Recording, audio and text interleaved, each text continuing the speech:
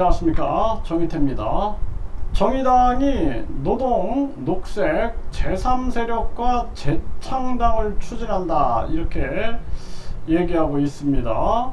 네, 그래서 이 정의당이 이런 식의 어떤 재창당이 국민들에게 큰 호응을 얻을 수 있을까? 네, 저는 의문을 갖게 됩니다.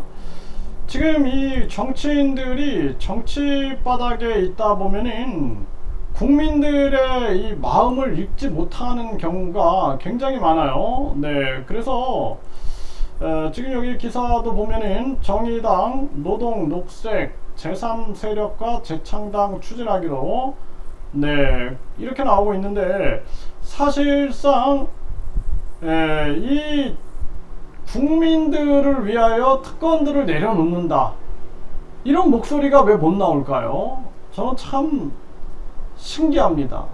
그래서 가장 중요한 것은 이제 더 이상 국민들한테 욕먹는 국회의원 되면 안 된다. 우리가 국회의원 수를 과감하게 줄이고, 국회의원 면책특권, 불체포특권, 그리고 정당보조금, 네, 이런 거 다 폐지하고, 이제 우리가 국민들이 직접 정치할 수 있는 국민투표 결정권을 국민에게 주고, 뭔가 이 정치의 근본적인 변화를 전개해야 하고, 우리가 헌법 정신으로 돌아가야 한다, 이런 얘기를 해야 한다라는 거예요. 그렇지 않고 또 뭐 노동, 뭐 녹색, 뭐 제3세력과 재창당을 한다, 뭐 이런 식으로 하는데 어떤 방향이나 목적 없이 그냥 또 이합집산하는 것은 아무런 의미가 없다라는 것입니다. 지금 이제 이 우리가 권력도 보면 프랑스 대혁명 보세요. 권력을 이 왕족들, 왕족들과 종교 권력자들, 그리고 귀족들이 잡고 있어요. 이게 지금 우리나라 모습하고 똑같은 거예요.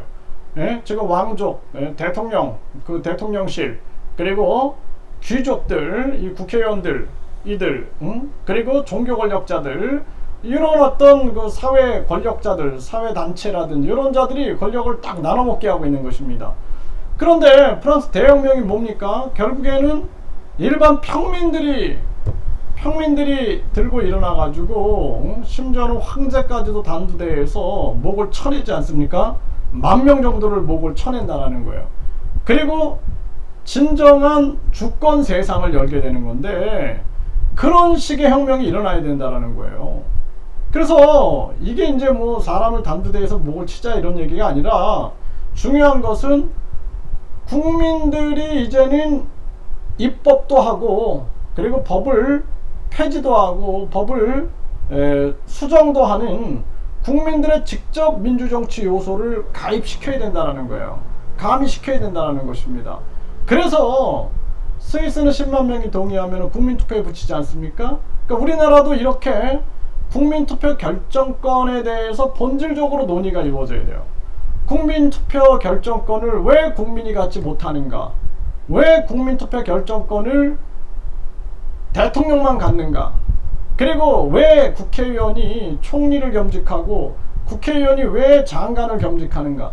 그러니까 이 정치꾼 놈들이 그동안 만들어 놓은 악법들, 특권들, 이런 것들에 대한 본질적 고민을 통해서 이런 것들을 바꿀 수 있는 그러한 세상을 만들지 못하고, 또 내년에 권력 잡기 위해서 뭉치고 흩어지고 하다가 결국에는 이런 식으로 권력 노름이나 하다가는 국민들이 혁명을 생각할 수밖에 없어요.